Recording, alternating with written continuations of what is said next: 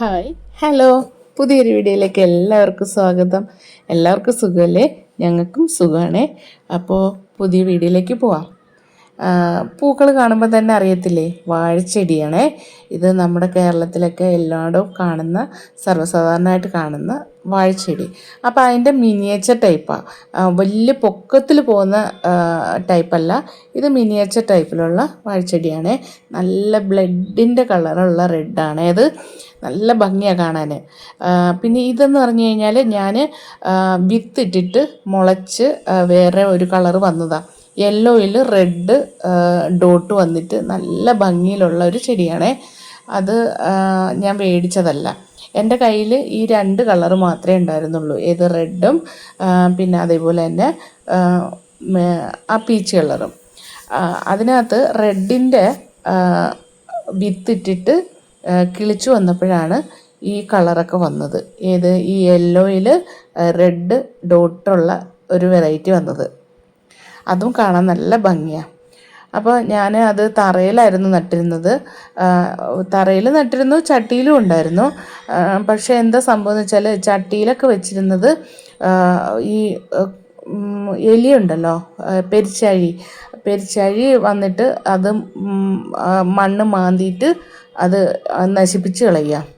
ഇത് കണ്ടില്ലേ, അത് ഞാനവിടെ കിളച്ചപ്പോൾ അവിടെ തറയിൽ ഒരു ബിഗോണിയയുടെ തൈയാണേ അത്. എനിക്ക് തോന്നുന്നു അതിൻ്റെ പൂക്കളിൽ നിന്ന് കണ്ട് വിത്ത് വീണിട്ട് കിളിച്ച ഒരു തൈ അത്. അപ്പോൾ അത് ഞാനൊരു ചട്ടിയിലേക്ക് നട്ടതാണേ. എന്നിട്ട് ഞാൻ ആ ചെടി എല്ലാം തറയിൽ നട്ടിരുന്ന തൈകളെല്ലാം പിഴുതെടുത്തു. ഇതൊക്കെ ഞാൻ പിന്നെ വിത്തിട്ട് മുളച്ച തൈകളായി ഇപ്പോൾ ഈ പിഴുതെടുത്തതൊക്കെ. അപ്പോൾ ഞാൻ ഇവിടെ കുറച്ച് വെയിലിൻ്റെ കുറവുണ്ട്. പിന്നെ എന്താണെന്നറിയത്തില്ല, അവിടെ നിന്നിട്ട് ഒരു ആരോഗ്യത്തോടെ വരുന്നുമില്ല. ഒരു പ്രാവശ്യം നന്നായിട്ട് പൂത്ത് ഒക്കെ ഉണ്ടായി. പിന്നെ ഈ പെരിച്ചാഴിയുടെ ശല്യമുണ്ട്. പെരിച്ചാഴി എന്തിനാണെന്ന് എനിക്കറിയത്തില്ല. ഇതിൻ്റെ ആ വിത്ത് തിന്നാനാണോ അതോ അതിനകത്ത് മണ്ണര ഉണ്ടായിട്ട് ആ മണ്ണരയെ തിന്നാനാണോ എന്തെന്നൊന്നും എനിക്കറിയത്തില്ല. പക്ഷേ ഈ ചെടി മാത്രമല്ല, കുറേ ചെടികൾ എനിക്ക് അങ്ങനെ നഷ്ടമായിട്ടുണ്ട്. കലാത്തിയൊക്കെ എനിക്കിപ്പോഴും ആലോചിക്കുമ്പോൾ വിഷമമുള്ളൊരു കാര്യമാണ്.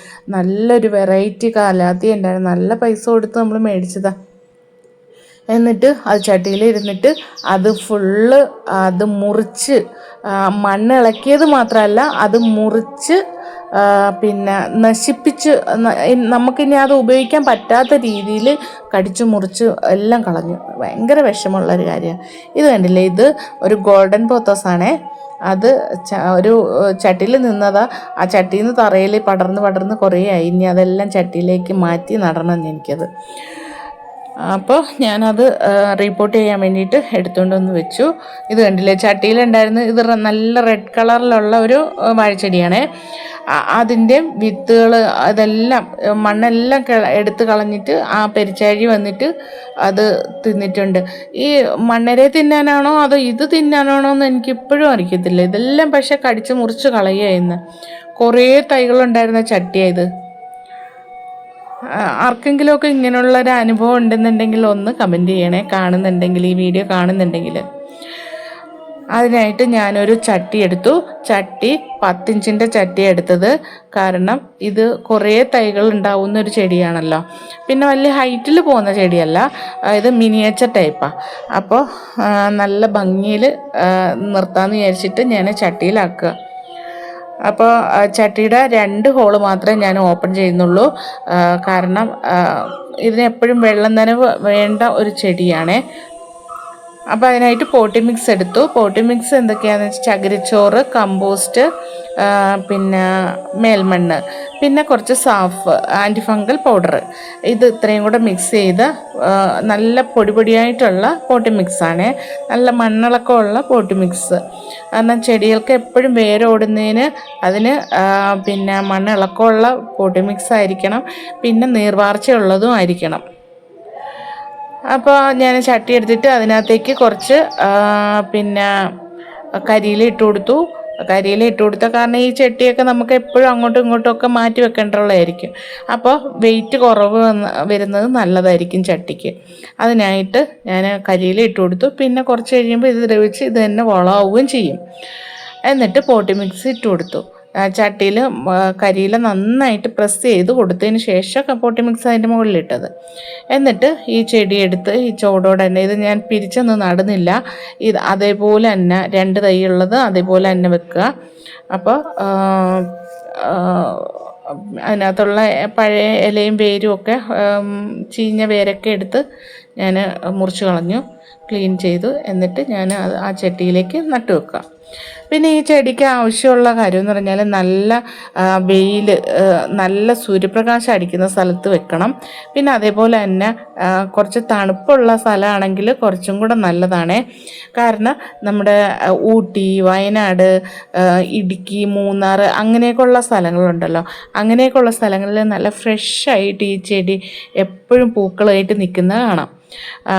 നമ്മുടെ നാട്ടിലോട്ടൊക്കെ ആണെങ്കിൽ വെയിൽ കൂടും, പക്ഷേ പിന്നെ ഒരു തണുപ്പുണ്ടാവില്ല, കൂൾ ക്ലൈമറ്റ് ഉണ്ടാവില്ലല്ലോ. അപ്പോൾ ഈ പൂക്കൾ ഉണ്ടാവുമെങ്കിലും ആ പൂക്കളിന് ആയുസ് കുറവായിരിക്കും, പെട്ടെന്ന് വാടിപ്പോവുകയും ചെയ്യും. പിന്നെ എപ്പോഴും നനവ് ഇഷ്ടപ്പെടുന്ന ചെടിയാണ്. തറയിൽ വെക്കുകയാണെങ്കിൽ നന്നായിട്ട് പടർന്ന് വന്ന് ഇഷ്ടം പോലെ ചെടികളായിട്ട് ഇഷ്ടം പോലെ വരും. വലിയ കെയറിങ് ഒന്നും ആവശ്യമില്ല. പിന്നെ വെയിൽ കുറവാണെന്നുണ്ടെങ്കിൽ ഈ ചെടിയുടെ ഇലകളിൽ ഒരുതരം മഞ്ഞ കളറിൽ പൂപ്പൽ കണക്ക് ഇങ്ങനെ പിടിച്ചിട്ട് ആ ഇല ഉണങ്ങിപ്പോയി അത് ചെടി നശിച്ചു പോവും. അതും ഈ ചെടിയിൽ കാണുന്ന ഒരു കാര്യമാണ്. അത് സാധാരണ നാടൻ വാഴച്ചെടികളിൽ അങ്ങനെ കണ്ടിട്ടില്ല, പക്ഷേ ഈ ഹൈബ്രിഡ് വാഴച്ചെടികളിൽ അങ്ങനെ ഞാൻ കണ്ടിട്ടുള്ളത്. അപ്പോൾ ഇത് ഞങ്ങളുടെ ഒരു പോളി ഹൗസാണേ. പോളി ഹൗസിൻ്റെ ഉള്ളിൽ ഞാൻ ഇങ്ങനെ ചെടികളൊക്കെ നട്ട് കഴിഞ്ഞ് കഴിഞ്ഞാൽ ഇതിൻ്റെ ഉള്ളിലാണ് വെക്കുന്നത്. അതിൻ്റെ ഉള്ളിൽ തന്നെ വേറെ ഫിഷ് ടാങ്കുകളും ഒക്കെ ഉണ്ട്, പ്രാവ് അങ്ങനെയൊക്കെ ഉള്ളതൊക്കെ ഉണ്ട്.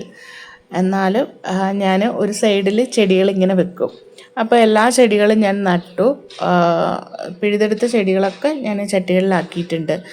അപ്പോൾ ഇനി എലിയുടെ ശല്യം ഉണ്ടാവാതിരുന്നായിരുന്നെങ്കിൽ നന്നായേനെ. പിന്നെ ഇതിന് വെള്ളമൊക്കെ ഒഴിച്ചു കൊടുത്ത് ഇനി ഒരു 2 ദിവസം കഴിയുമ്പോൾ ഒന്ന് ഫ്രഷ് ആയിട്ട് വരുമല്ലോ, ആ വാട്ടമൊക്കെ മാറിയിട്ട്, ചെടി മാറ്റി നട്ടതിൻ്റെ ഒരു വാട്ടമൊക്കെ മാറിയിട്ട് നന്നായിട്ട് വരൂലേ. അപ്പോൾ ആ സമയത്ത് ഞാൻ വെയിലത്തേക്ക് എടുത്ത് വെക്കും. ഇത് കണ്ടോ, ഇതാ ഞാൻ പറഞ്ഞത്, ഈ മഞ്ഞ കളറിലൊരു പൂപ്പൽ കണക്ക് ഈ ചെടിയെ വരുന്ന ഒരു രോഗം. അത് വെയിൽ കൂടുതലില്ലാത്തതിൻ്റെ ഫലമായിട്ട് വരുന്ന ഒരു രോഗമാണെന്ന് എനിക്ക് മനസ്സിലാക്കിയത്. കാരണം ഞാൻ നട്ടിരുന്ന സ്ഥലത്ത് വെയിലില്ലായിരുന്നു, പക്ഷെ ചട്ടിയിൽ വെച്ചിരുന്നതിനകത്തൊന്നും കുഴപ്പമില്ലായിരുന്നു, അതൊക്കെ വെയിലുള്ള സ്ഥലത്തായിരുന്നു ഇരുന്നത്. അപ്പോൾ ഇനി ഞാനത് ശ്രദ്ധിച്ചിട്ട് ഇനി എന്തെങ്കിലും വേറെ കുഴപ്പങ്ങൾ കാണുന്നുണ്ടെങ്കിൽ ഞാൻ നിങ്ങൾക്ക് വേറൊരു വീഡിയോയിൽ ഞാൻ കാണിച്ചു തരാം. ഇനി ഇതൊക്കെ പൂത്ത് നന്നായിട്ട് വരുന്ന സമയത്ത് ഞാൻ വേറൊരു വീഡിയോ ഇടാം. അതിന് എത്ര ദിവസം പിടിക്കുമെന്ന് എനിക്കറിയത്തില്ല, എന്നാലും ഞാൻ അപ്പോഴത്തേനും ഒരു വീഡിയോ ഇടാവേ. അപ്പോൾ വീഡിയോ ഇഷ്ടപ്പെട്ടാൽ ഒന്ന് ലൈക്ക് ചെയ്യണേ, ഒന്ന് കമൻറ്റ് ചെയ്യണേ, ഒന്ന് സബ്സ്ക്രൈബും ചെയ്യണേ. Okay, thank you.